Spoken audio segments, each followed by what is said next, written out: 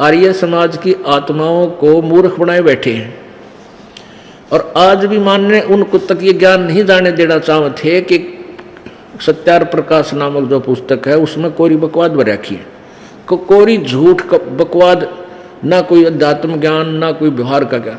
तो इस दास का उद्देश्य ये था कि जब ये सत्यार प्रकाश या कोई किसी अन्य ऋषि के अनुभव की पुस्तक उन्होंने अपना अनुभव लिखकर समाज में पेश कर दिया, इससे सिद्ध है कि उसको इतना ज्ञान था। और ये दास ये चाहता है कि पहले आप उन्हीं के ज्ञान से परिचित हो जाओ, वो तुम्हें के दे कर जा रहे हैं और अपने वेद वो खजाना क्या बता रहे हैं, इन दोनों से तुलना होने से तुम वहां से हट पाओगे। और कोई दास का उद्देश्य किसी की आलोचना करना नहीं है, और आलोचना वो होती है झूठी कपटी कपट करे, और जो की तो पढ़ कर सुनावा, लेख लिखे, फोटो कॉपी करके दिखावा, फिर भी नहीं माने हुए। तो वो थे वो नकली व्यक्ति जो समाज के शत्रु हैं। वो नहीं, उन्होंने कोई किसी से लेना देना नहीं, माँ भगवान से ना समाज से। वो तो अपना उल्लू सीधा रखा है कि तुम्हारा पद बरकरार रहे, दुनिया को गुमराह करे। तो उन्होंने ये चाल चली थी, और जिसके कारण उसने इन्होंने मुख्यमंत्री जी भी उसी ग्रुप का बन गया। इनका बैड लक, इस मुख्यमंत्री का दुर्भाग्य कि वो इसे मौके में आ गया जब ये कुश्ती शुरू हो रही थी। ये है संतों की ज्ञान की लड़ाई, और इसने बीच में वो कबड्डी खेल दिया कि न उनके बैक आए माँ के। इन झूठा ने इतना भ्रमित कर दिया उस मुख्यमंत्री जी को कि उसने इन झूठों को सच्चा मान लिया और क्रोधाकांड करा दिया। अब ये क्रोधाकांड होने से परमात्मा ने अपने बच्चों की ये देखना था कि जो बगीची हमने लाई है ये कितनी जड़ पकड़ेगी, ये कितनी मजबूत होगी या कच्ची है। तो एक भयंकर तूफान छोड़ा मालिक ने, उनके कर्म बिगड़ गए और हमारे भगत छट गए। यानी इतने तूफान में भी इतनी बकवाद, इतनी झूठी, तो अखबारों में भी, मीडिया में भी, इलेक्ट्रॉनिक मीडिया में भी इतनी झूठ बोल दी, और फिर भी हमारे भक्त टस से मस नहीं हुए, और उससे अधिक बढ़कर अब उपदेश लेने आ रहे हैं।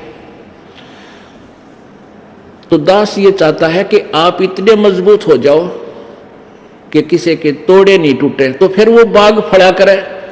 हमारी दास की मेहनत सफल हुई, इतने बड़े भयंकर तूफान में भी एक भी टहनी भी ना टूटी मेरे बगीचे की। इस दास का, ये दास नौकर है, बगीचा उस कबीर भगवान का। आप उसके बूटे हो, पौधे हो, आप इतने मजबूत हो गए कि आप एक भी ना टूटा, बल्कि और आण लाग रहे हैं। दूर दूर तक इस तत्व ज्ञान से परिचित होकर वो पुण्यात्मा सैलाब की तरह उठकर आएंगे कुछ दिनों में, आप देख लेना।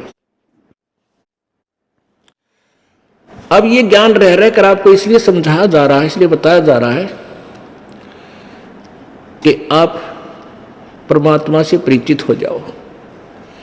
और दूसरा यह है कि आपको धनी बनाया जा रहा है, भक्ति का धनी, क्योंकि ये एक ज्ञान यज्ञ है और एक यज्ञ का बहुत पुण्य है। हमने यज्ञ भी करनी है, मंत्र जाप भी करना है, और उन यज्ञों के बिना हमारी ये भक्ति रूपी जो सतनाम रूपी पौधा प्रफुल्लित नहीं हो सकता। जैसे बीज जो है उसको पौधा बनाने के लिए, पेड़ उसको प्रफुल्लित करने के लिए खाद और जल सिंचाई की विशेष आवश्यकता होती है, ऐसे ही भक्ति सतनाम रूपी पौधे को जो बीज आप में बीजा है, इसके लिए ये यज्ञ, ज्ञान यज्ञ, धर्म यज्ञ, हवन यज्ञ, परिणाम यज्ञ, ये सभी, और ध्यान यज्ञ, ये सभी यज्ञ करवा के आपके भक्ति रूपी पौधे को हमने परिपक्व करना है। इसलिए ये ज्ञान सुनाया जाता है। परमात्मा कहते हैं कबीरा सब जग निर्धना धनवंता ना कोय, और धनवंता सो जानिए जिस पर राम नाम धन होए। आपको धनी बनाया जा रहा है। ये ज्ञान यज्ञ, यहां आप आते हो, 5 यज्ञों का लाभ आपको यहां मिलता है। और जब आप घर से चलते हो, अपने अपने घर से चलते हो, तो आपको वहां से यहां तक आने का भी बहुत यज्ञों का पुण्य होता है। जब कहते हैं कबीर संत मिलन को चालियो तज माया अभिमान, और जो जो कदम आगे रखे ओहे यज्ञ समान। एक कदम आपके घर से यहाँ तक कितने कदम होते हैं, चाहे आप किसी में आते हो, किसी गाड़ी में आते हो, किसी तरह आते हो, लेकिन यहाँ कदमों का खेल है। एक कदम जो है एक यज्ञ के तुल्य है। एक यज्ञ का कितना पुण्य है कि 100 यज्ञ करके इंद्र की पदवी प्राप्त करता है प्राणी, स्वर्ग का राजा बन जाता 100 यज्ञ करने से। उन यज्ञों में से कैसे है कि 100 मन देसी घी एक ही बार प्रयोग करना होता है, एक बार की यज्ञ में, जिसमें हवन भी और धर्म भंडारा भी। अब जिसमें 100 मन देसी घी लगेगा तो बाकी आइटम कितनी लगेंगी, अंदाजा लगा लेना। तो ऐसे वो 100 यज्ञ करके इंद्र की पदवी प्राप्त करता है, इतना धनी हो जाता है। और आपको कितनी यज्ञ हम करा रहे हैं, एक धर्म यज्ञ, ज्ञान यज्ञ, प्रणाम यज्ञ, ध्यान यज्ञ, हवन यज्ञ और ये ज्ञान यज्ञ। इन सभी यज्ञों से आपको यानी परिपूर्ण किया जा रहा है, आपके द्वारा करवा के आपको धनी बनाया जा रहा है। अब हम यहाँ का ना इंद्र की पदवी प्राप्त करेंगे और न ही हम ब्रह्मलोक में जावांगे, ना हम ब्रह्मा विष्णु महेश के लोक में जाएंगे, ना ही हम यहाँ का कोई पद पाएंगे, ना हमने राजा बनना है, ना महाराजा बनना है, हमने अपने यहाँ से पीछा छुटवाना है। तो ये धन आप कितने वीक हो चुके हो, चौथे युग में आ गए आप भ्रमते और भटकते, अपने पुण्यों को बर्बाद करते करते आप इतने कंगाल हो गए हो जिसकी गणना को नहीं।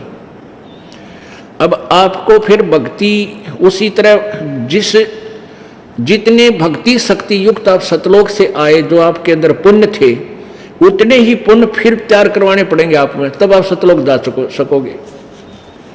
उन पुण्यों का हम यहाँ कोई हिसाब किताब यहाँ नहीं, कोई सुविधा नहीं ले गए। यहाँ की सुविधा हम यहाँ के पुण्य जितनी भी कमाई है यहाँ छोड़ देंगे, उसके शेष बची हुई कमाई जो है वो हमें सतलोक ले जाएगी। तो आपको धनी बनाने के लिए, सतलोक ले जाने के लिए हमारा मूल उद्देश्य है।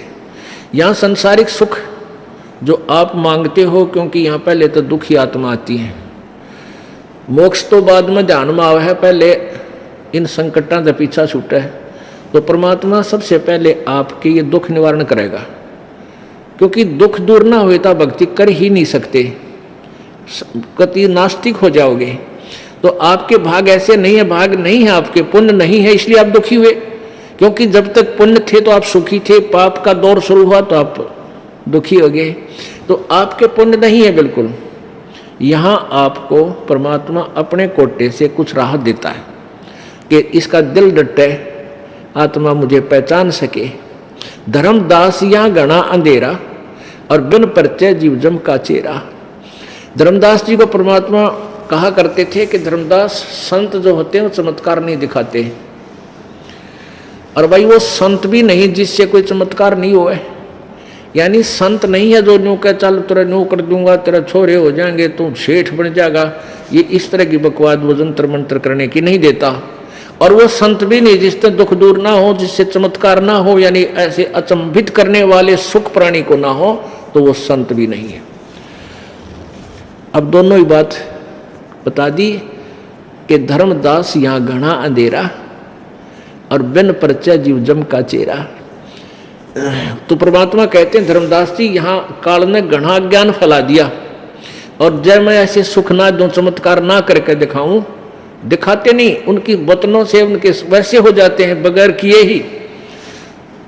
तो जब तक ये पुण्यात्मा मेरी शक्ति से प्रभावित नहीं होंगे, तब तक ये काल के जालते उल्टे नहीं हट सकते।